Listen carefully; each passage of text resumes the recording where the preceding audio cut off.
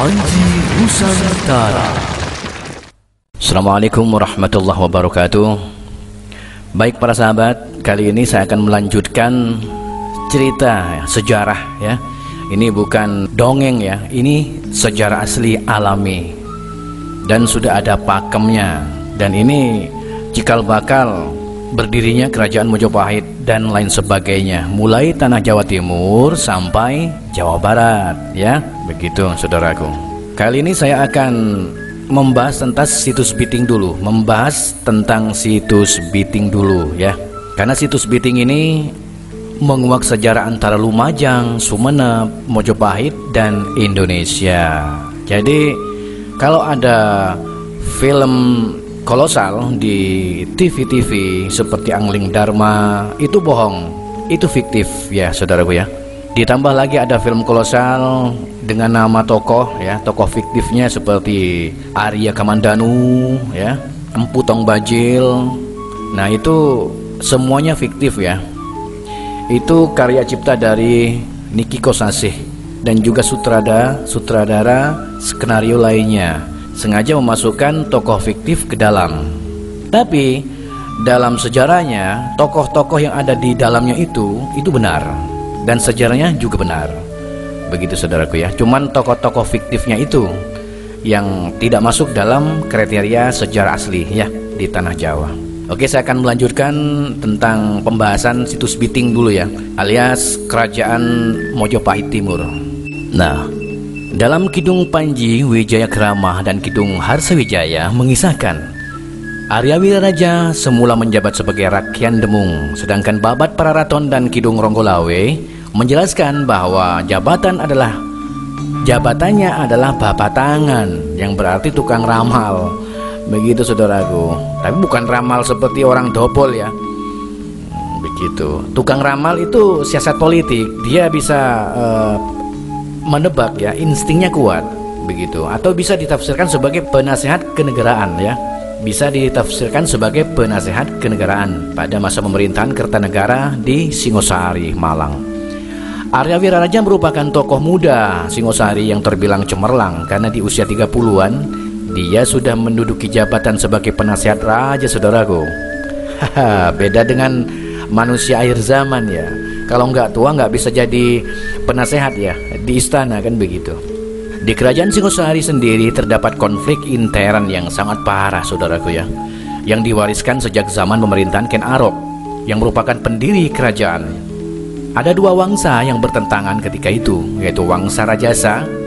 Wangsa Rajasa itu adalah keturunan Ken Arok dan Ken Dedes, dan Wangsa Sindelir itu keturunan Tunggul Ametung dan Ken Dedes. Nah, Arya Wiraraja ini termasuk seorang pendukung Wangsa Rajasa, keturunan dari Ken Arok ya. Karena Arya Wiraraja ini merupakan murid politik dari Narasingamurti saudaraku. Dalam perkembangan politik sepeninggal Raja Wisnuwardana yang kemudian digantikan oleh Raja Kertanegara di tahun 1269 Masehi, di mana raja tersebut mempunyai kebijakan politik ya waktu itu untuk menundukkan kerajaan sekitar, atau dikenal dengan apa ya namanya, doktrin Dwipantara kalau nggak salah ya, doktrin Dwipantara, yang akan meluaskan wilayah ke Jawa dan Sumatera, begitu saudaraku ya.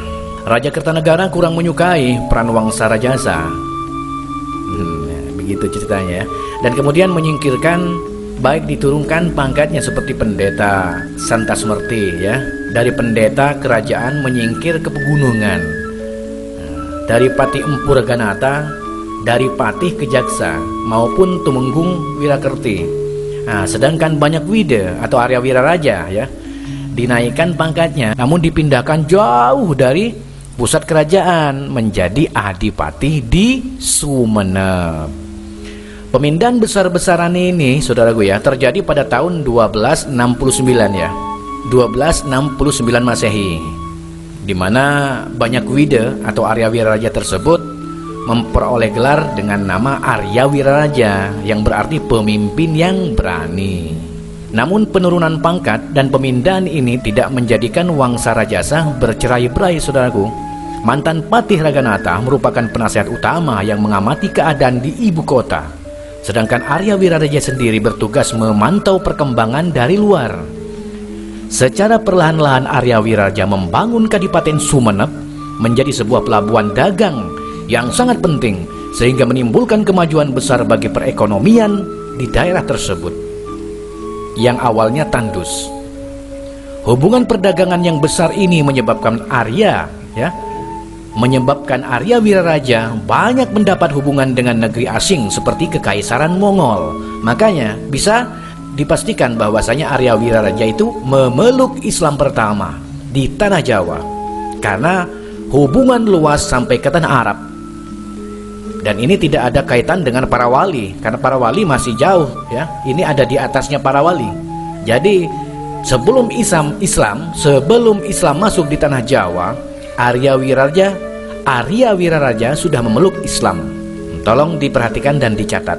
Dalam perkembangan selanjutnya ya, Sri Kertanegara semakin bernafsu mengirim tentara keluar Singosari. Misalkan pada tahun 1275 mengirim ekspedisi Pamalayu, di mana pasukan Singosari berusaha menundukkan kerajaan Melayu Darmansara yang kemudian menolak untuk mengakui kemaharajaan Mongol Tartar di tanah Jawa. Arah kebijakan luar negeri yang semakin ekspansif ya, menyebabkan pertentangan politik intern Singosari semakin memanas. Begitu.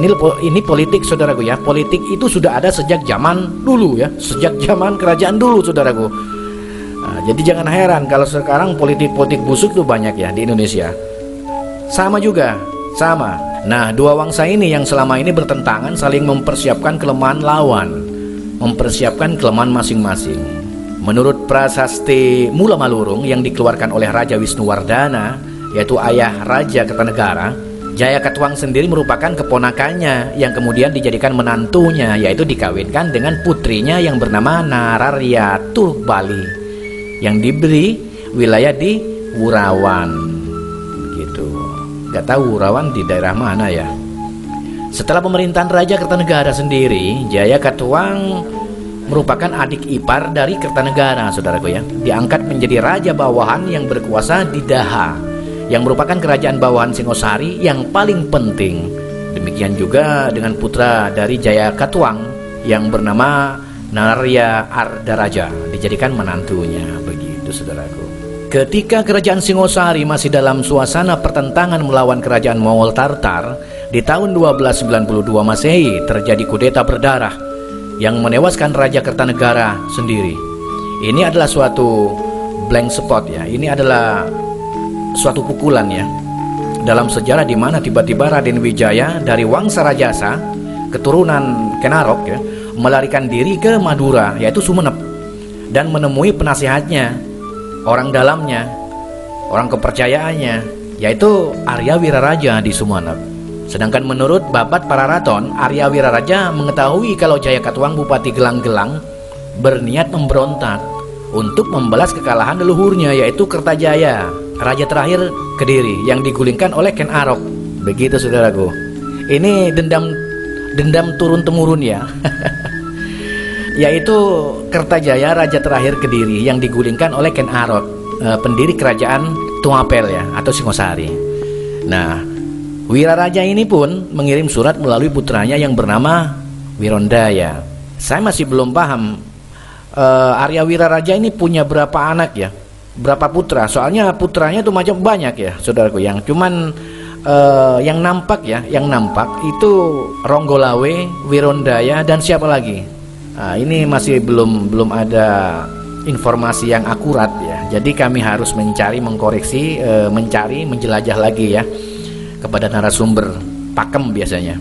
Arya Wiraraja mengirim surat melalui putranya yang bernama Wirondaya, yang berisi saran supaya Jaya Katuang segera melaksanakan niatnya, karena saat itu sebagian besar tentara Singosari sedang berada di luar Jawa.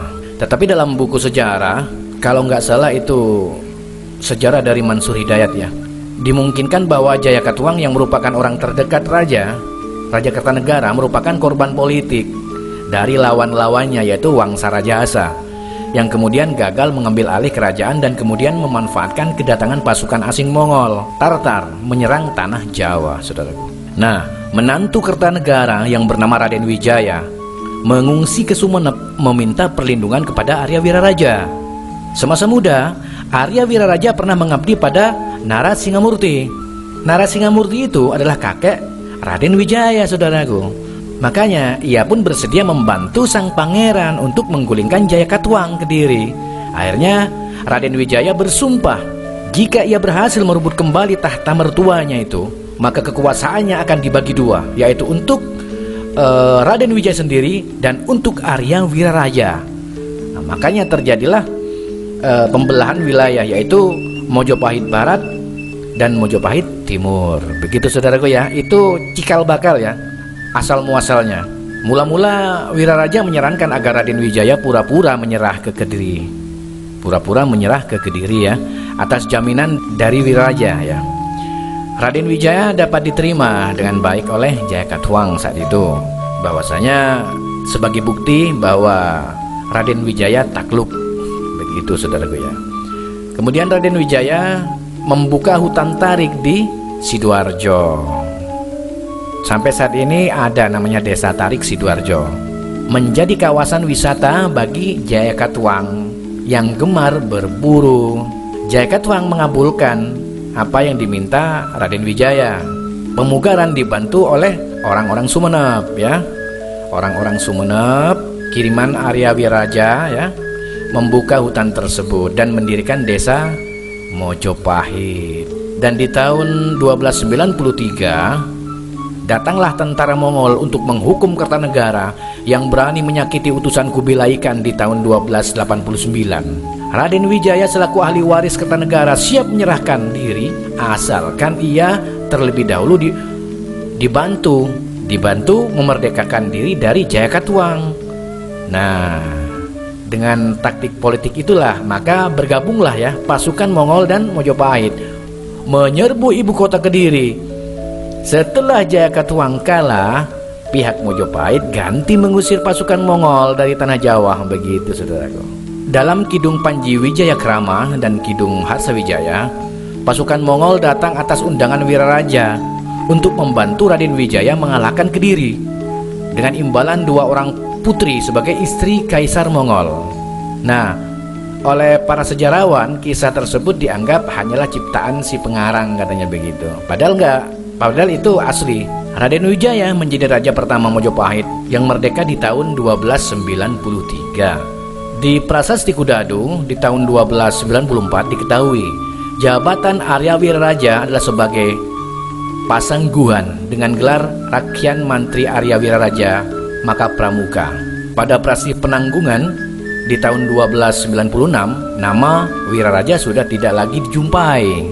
Sedangkan di Prasasti Kudadu menyebutkan bahwa ketika Raden Wijaya melarikan diri bersama 12 pengawal setianya ke Madura, Sumenep, Adipati Arya Wiraraja memberikan bantuan kemudian melakukan kesepakatan pembagian tanah Jawa menjadi 2 yang sama besar, yang kemudian disebut Perjanjian Sumenep. Begitu saudaraku ya. Setelah itu Adipati Arya Wiraraja memberi bantuan besar-besaran kepada Raden Wijaya, termasuk mengusahakan pengampunan politik terhadap Prabu Jayakatwang di Kediri dan pembukaan hutan tarik di Sidoarjo menjadi sebuah desa bernama Mojopahit. Dalam pembukaan desa Mojopahit ya, sungguh besar jasa Adipati Arya Wiraraja saudaraku dan pasukan dari Madura Sumenep. Raden Wijaya sendiri datang di desa Mojopahit setelah padi-padi sudah menguning. Kira-kira 10 bulan setelah pendirian desa Mojopahit ini, pemugaran, kemudian datanglah pasukan besar Mongol Tartar pimpinan Jenderal Sipe ya, yang mendarat di Pelabuhan Tuban. Nah, Arya Wiraraja ini kemudian menasihati Raden Wijaya untuk mengirim utusan dan bekerja sama dengan pasukan besar ini dan menawarkan bantuan dengan iming-iming harta rampasan perang dan putri-putri Jawa yang cantik jelita. Setelah dicapai kesepakatan, maka diseranglah Prabu Jayakatwang di Kediri, yang kemudian dapat ditaklukkan dalam waktu yang kurang lebih sebulan. Setelah kekalahan Kediri, Jenderal Sipi meminta janji putri-putri Jawa tersebut, dan kemudian sekali lagi dengan kecerdikan Adipati Arya Wiraraja, utusan Mongol di bawah pimpinan Jenderal Kausing menjemput para putri tersebut di desa Mojopahit tanpa membawa senjata. Nah, hal ini dikarenakan permintaan Arya Wiraraja dan Raden Wijaya untuk para penjemput putri Jawa tersebut agar meletakkan senjata, dikarenakan permohonan para putri yang dijanjikan yang masih trauma dengan senjata dan peperangan yang sering kali terjadi. Itu alasannya. Setelah pasukan Mongol Tartar masuk desa Mojopahit tanpa senjata, tiba-tiba gerbang desa ditutup. Nah, ini politik saudaraku ya. Gerbang desa ditutup dan pasukan Ronggolawe maupun Empu Sora bertugas membantainya. Nah, kalau politik sekarang kan busuk, kalau politik dulu itu alami dan benar-benar cerdik ya. Beda dengan politik sekarang, merugikan rakyat. Begitu.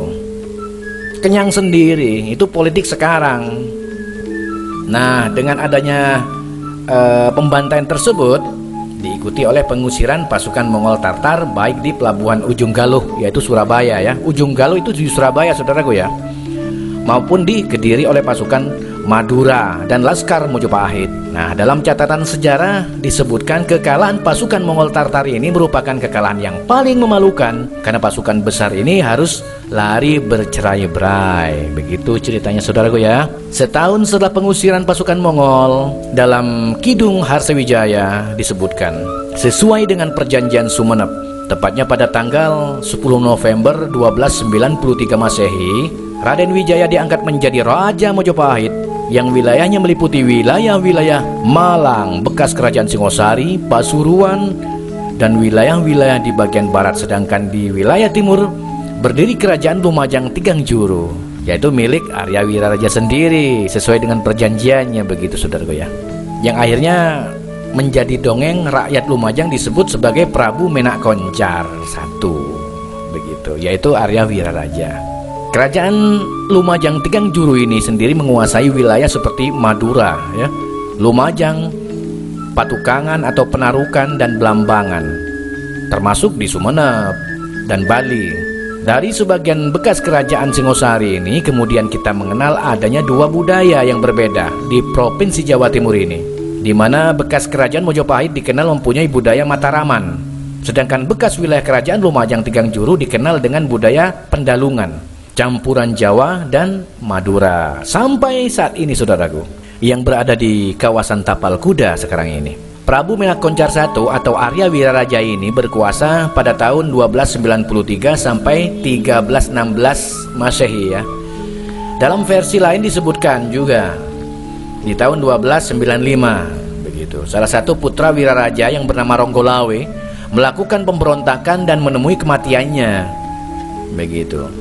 Peristiwa itu yang membuat Wiraraja sakit hati dan mengundurkan diri dari jabatannya, dan ia menuntut janji kepada Raden Wijaya, yaitu setengah wilayah Mojopahit, timur dan barat. Raden Wijaya mengabulkan. Wiraraja akhirnya mendapatkan Mojopahit sebelah timur dengan ibu kota Lumajang. Baru setelah Arya Wiraraja meninggal di tahun 1316 Masehi, meninggal di Lumajang ya, bukan di Sumenep tapi di Lumajang. Dan Nambi anaknya juga, putra dari Arya Wiraraja juga, saudara dengan Ronggolawe, merupakan Mahapatih Mojopahit sebagai salah satu putranya, sedang menengok ke Lumajang disertai 7 pembesar utama kerajaan yang difitnah oleh Mahapatih di Mojopahit tersebut, dan Raja Jayanegara sebagai pengganti Raden Wijaya. Begitu saudaraku ya, agar bisa dipahami. Dalam Pararaton disebutkan di tahun 1316 terjadi pemberontakan Nambi di Lumajang terhadap Jayanegara, raja kedua Mojopahit. Ini sudah berakhirnya masa Arya Wiraraja dengan Raden Wijaya ya. Ini putra Raden Wijaya yaitu Jayanegara, dan putra Arya Wiraraja yaitu Nambi. Ini di wilayah Lumajang saudaraku ya. Dalam Kidung Sorandaka menyebutkan pemberontakan tersebut terjadi setelah kematian ayah Nambi yang bernama Pranaraja. Nah, ini ada dua pendapat ya. Sedangkan Pararaton dan Kidung Harsawijaya menyebut Nambi adalah putra Wiraraja. Tapi menurut Prasasti Kudadu di tahun 1294, Pranaraja tidak sama dengan Wiraraja. Berdasar analisis Fakta menggunakan bukti Prasasti Kudadu dan Prasasti Penanggungan dalam buku Negara Kertagama dan Tafsir Sejarah di tahun 1979, Wiraraja lebih tepat sebagai ayah dari Ronggolawe daripada ayah Nambi. Nambi difitnah dan tidak pernah mau memberontak. Nah, demikian juga Kerajaan Lumajang Tigang Juru sebagai hasil dari perjanjian Sumenep antara Arya Wiraraja dan Raden Wijaya di tahun 1292 Masehi merupakan negara yang sah. Jadi penyerangan Mojopahit ke Lumajang sepeninggal Arya Wiraraja yang sangat disegani adalah ekspansi yang kemudian menimbulkan perlawanan terus-menerus. Nah, setelah kejatuhan Lumajang di tahun 1316 Masehi itu menyebabkan perlawanan di kota-kota pelabuhan seperti Sadeng dan Patukangan, yaitu Penarukan, yang kemudian dikenal sebagai Perang Sadeng dan Keta. Demikian juga Hayam Wuruk melakukan perjalanan keliling daerah Lumajang pada tahun 1359 Masehi, ya. Tidak berani singgah di bekas ibu kota Arnon atau situs Biting. Ini saja pemahaman penjabaran dari kami. Kita lanjut di sejarah berikutnya. Semoga bisa dipahami, dimengerti, menjadi acuan dan ilmu pengetahuan, serta bisa diwariskan ke anak cucu kelak. Terima kasih banyak. Salam rahayu, salam hormat dari kami Raden Panjing Sun. Assalamualaikum warahmatullahi wabarakatuh.